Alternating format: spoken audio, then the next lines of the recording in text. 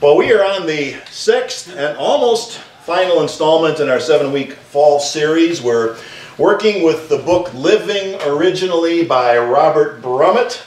And our topic for this week is compassionate communication. This takes everything that we've been working on so far and puts it into work in our relationships. So let me start out with a question. Okay, how many of you agree with this statement? Communication is one of the things that can make or break a relationship.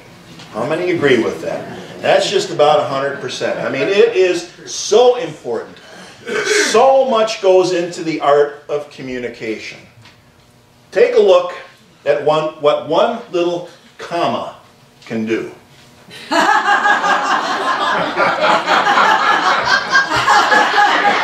For you folks listening at home, the top line says, "Let's eat Grandpa." The second line says, "Let's eat, comma, Grandpa." Correct punctuation can save a person's life. So true. And as important as that is, it's just a small part of what we call communication. Today we're going way beyond grammar and punctuation. We're adding compassion into the mix. And for this practice, Robert draws on the Buddhist teaching of right speech. Right speech is the third element in the Noble Eightfold Path, which is one of the original teachings of the historical Buddha. Right doesn't mean grammatically correct. And right is not a moral judgment either. So often we hear the word right being used by someone who's trying to impose a moral code on us. And that's not what the Buddha was talking about. The word right, as it's used in the Noble Eightfold Path, means wise or skillful.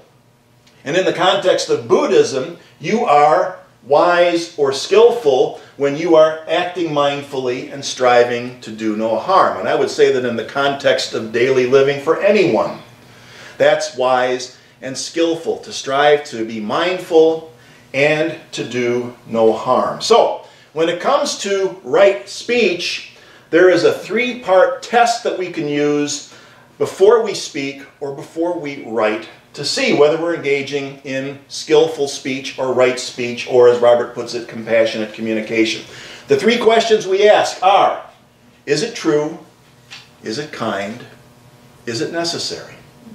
Three simple questions that will take us a long, long way towards radically transforming our communication skills and therefore improving our relationships. Is it true? Is it kind? Is it necessary? You know, there's an old saying, talk is cheap. You heard that one? Talk is cheap? Shouldn't be. Talk shouldn't be cheap because words are powerful. Our Unity co-founder, Charles Fillmore, said this about words. He said, every word has its effect, though unseen and unrecognized. What we think, we usually express in words. Our words bring about in our life and affairs whatever we put into them. Words are powerful. So, when we practice right speech, when we're mindful, when we're wise and skillful with our words, we are giving those words the respect that they deserve, because they're not cheap.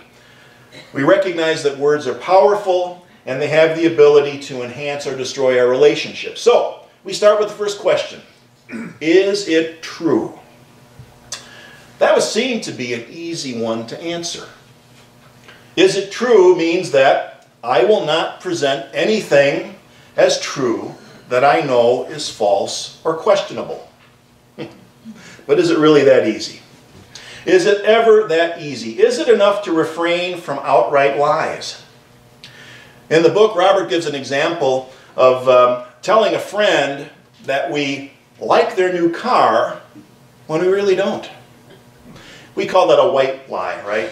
We kind of write it off as a white lie. We dismiss it as a way of being nice. And realistically, think about it. Most of the time, we can find something to appreciate, something that we can honestly say that we like about that new car. even if we hate the color. Let's say that it's puce. There really is a color. The name itself sounds kind of bad, but whatever it is. Even if we hate the color, we might like the shape. We might like the design. We might like the powerful engine, the interior, the stereo, the wheels. We can find something to appreciate, no big deal. Of course, if they ask us point blank about that color that we hate, well, then things get a little more complicated. And that gives us an opportunity to learn something about ourselves. The opportunity to practice radical awareness and accept what's going on in us as soon as we're able to get in touch with it and articulate for ourselves what that is. If we decide to take the path of least resistance, no blame, no shame about that. If we say that we like it, even though the color makes us gag, the most important thing is to make sure we're being honest with ourselves and we're looking at our own motivation. Am I in fear because I think that being truthful about the color could damage this relationship? Will they think that I'm being opinionated, unkind, disloyal? Am I projecting? If we identify fear, then we have an opportunity to explore what might be in back of the fear. Take some time to reflect on how that shows up in our relationships. Is this the only time that I've experienced this? How has this shown up at other times? We ask more questions. Do I believe, is this fear because I have this subconscious belief that it's not safe to tell the truth? Could get us in touch with a family of origin issue or something in our life, so it's valuable. Do I feel that I'm responsible for another person's feelings? All of those things come up. And then there are times when the things we say are factually true, but we don't really mean them. I call this the Eddie Haskell syndrome. Y'all remember Eddie Haskell? Eddie Haskell was one of Wally Cleaver's best friends on the classic TV show Leave It to Beaver. And Eddie would show up at the Cleaver household and always put on this awful facade of politeness and niceness when he was around Wally's parents. He'd walk into the house and there'd be Mrs. Cleaver, and he'd say something like this. He'd say, "Good morning, Mrs. Cleaver. My, what a lovely sweater you have on." And everyone knew he was full of it. He wasn't fooling anyone. And sure enough, as soon as he's out of sight of the parents, he'd start wisecracking about what squares their parents were and things like that. So we can say things that are factually true, but we don't really mean them. Which brings up another question. What am I doing when I say these things? They're true, but I don't mean it. What are my motives? Am I trying to manipulate? There's no simple answer to these questions. The important thing is that we engage the questions, that we look at our motives, that we look at our underlying feelings, so we're fully conscious of what is driving our speech. Then we make our choices based on that degree of awareness. In unity, we believe that we're called upon to take that degree of responsibility for how we show up in the world. So after that, we come to our next question. Another one that seems simple. Is it kind? Once again, Eddie Haskell.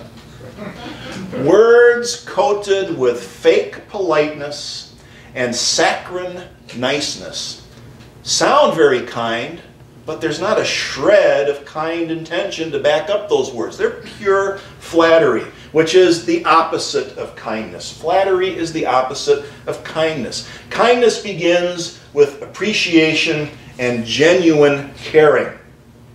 Kindness is a state of consciousness. And it really can't be reduced to a formula or a prescription.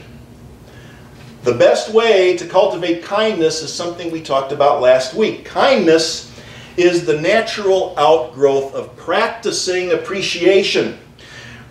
We practice recognizing the intrinsic quality and value of the people and things around us, and we do that with no gaining motive. And when we do that, when we truly appreciate with no gaining motive, kindness is the overflow and the outflow of being filled with genuine appreciation for life and everything that's in it. So something that I do twice a year is I go back to Unity Village, where I serve on a team that evaluates our seminary students for ordination, and we're expected to give them constructive criticism on a number of things, including their communication skills. So here are two examples of the same comment. Comment number one: you were talking too fast and your message became incoherent and garbled. Comment number two: your message would be clearer and easier to understand if you slowed down and inserted more pauses in your talk. Both true. One kind, one maybe not so kind. You choose. Finally, we come to our third guideline: is it necessary to speak at all? Everyone has an opinion on everything. Doesn't it seem that way? It seems like everyone has an opinion about everything, and our opinions can be honestly arrived at, a true expression of our honest thoughts and feelings. We can express our opinion with a great deal of genuine kindness. But is everyone entitled to our true and kind opinions about everything?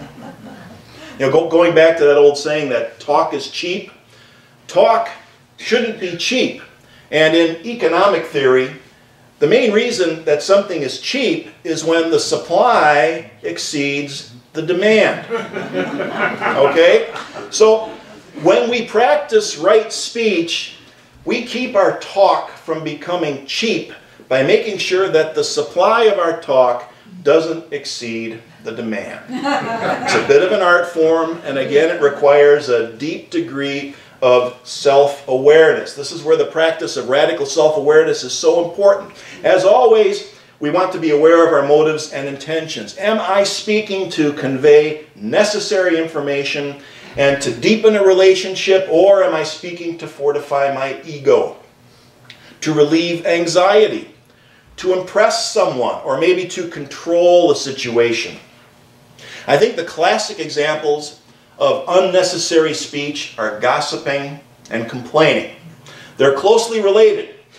Sometimes complaining is necessary and effective. Gossiping, in my opinion, is never necessary. Now here's an example. If I'm in a restaurant, and let's say that I've ordered a medium rare steak, and it arrives very well done.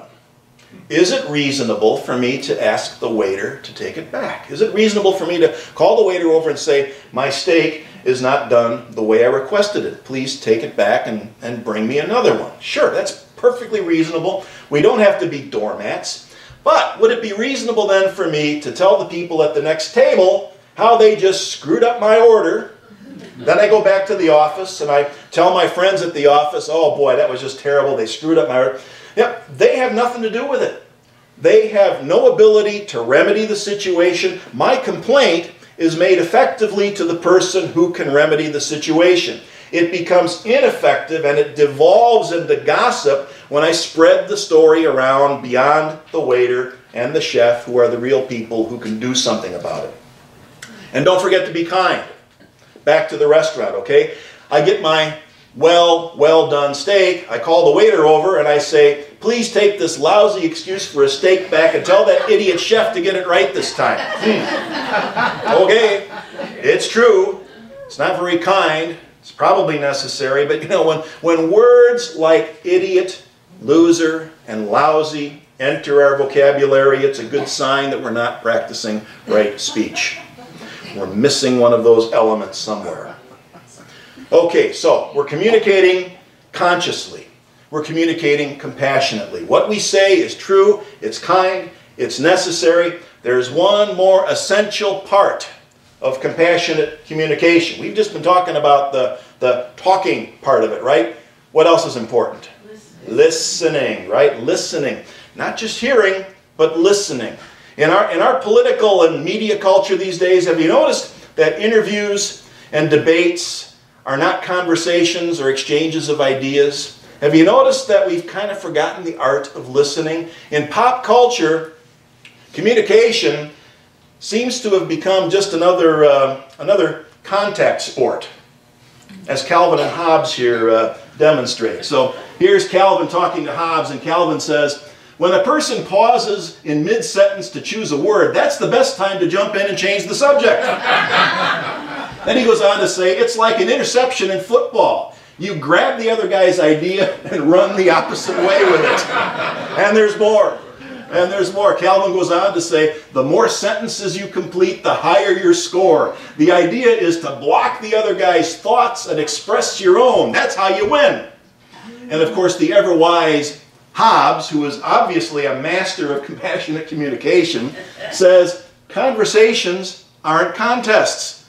And Calvin says, okay, a point for you, but I'm still ahead. I love that. That just captures what passes for conversation and listening in our culture.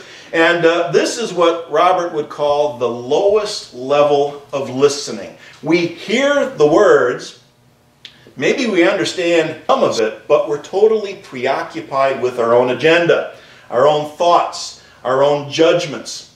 We're focusing on how we're going to respond instead of listening wholeheartedly. And at this level of listening, relationships are probably not going to thrive, and it's doubtful that they're even going to survive if this is the best we can do. So there's a next level of listening, and at this level we take everything in attentively and with openness. We make our goal, our intention, to understand. We put aside our agenda, we observe, we focus, we acknowledge, and we respect. Respect means we don't jump in at the first pause and try to change the agenda. We respect. We let the other person finish. And I would say that in the majority of our interactions and relationships, this level of listening is sufficient. And it's certainly a major improvement over the first level, but in some situations we might want to add another element yet. At the next level of listening, we're open to change. We're honestly willing to be changed as a result of our interaction with the other person. And the closer the relationship, the more important this becomes. Now that doesn't mean we become a flag flying in the breeze, pointing whichever way the wind happens to be blowing in that conversation. But I recognize the possibility that in certain situations it may be necessary for me to change or release a cherished belief or a position on an interview in response to what this other person is saying to me.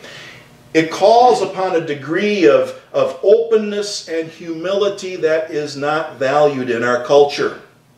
But it's absolutely essential on the path to higher levels of consciousness, more fulfilling relationships, and truly compassionate and effective communication. And as always, as we've been stressing over the past 5 weeks, the key is practice. And in the context of this book, we engage in two kinds of practice. We have a formal practice, and that means that we set aside time each day to work with the ideas and the concepts, and I think the best way to do that is to engage in the guided meditation that Robert makes available online. So each week we're giving you a link in your handout so you can go to that site and you can listen to the guided meditation and you can make that your formal practice. And then after that, we go out into the world. We take our compassionate communication skills. We use our checklist during the day as we go about all of our relationships, certainly with the people who are closest to us, but try bringing those skills into play in just casual interactions with the person at the supermarket who's checking you out and those kind of things. See what happens. We have our checklist. When I speak, is it true? Is it kind? Is it necessary? When I listen, what level am I listening from? Am I observing? Am I focusing? Am I being respectful? Am I open to changing my view or opinion if necessary? So those are the 5 foundation practices that they give us in Living Originally. And if you missed any, all of the talks are online. via YouTube or iTunes. You can go to our website. The links are there. If you need the handouts, shoot me an email. It's very simple. Mark@unityofauburn.com. If you need a handout from 1 week or all of the handouts, shoot me an email. I'll get them to you right away. That's the easiest way to get those. And next week, we're going to tie it all together and maybe touch on a couple of the special practices that I find to be interesting. And of course, we're going to have our big Thanksgiving potluck. So good food and good ideas and good community. We'll see you then. Thank you.